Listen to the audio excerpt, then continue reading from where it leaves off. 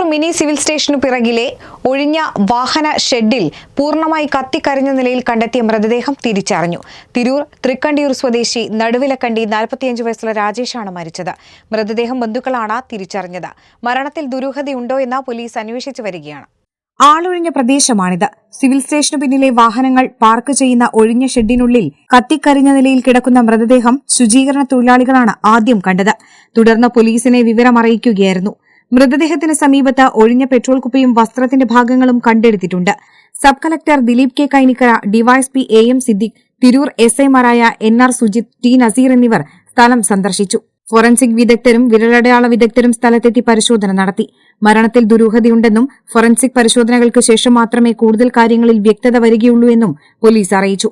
മൃതദേഹത്തിന് എത്ര ദിവസത്തെ പഴക്കമുണ്ടെന്നത് ഉൾപ്പെടെയുള്ള കാര്യങ്ങൾ ഫോറൻസിക് പരിശോധനയിലൂടെ കണ്ടെത്തേണ്ടതുണ്ട്. ഈ പ്രദേശം പൊതുവെ ആളൊഴിഞ്ഞ ഇടമായതിനാൽ സംഭവത്തിനു പിന്നിൽ നിരവധി സംശയങ്ങളും ചോദ്യങ്ങളും ഉയരുന്നുണ്ട്.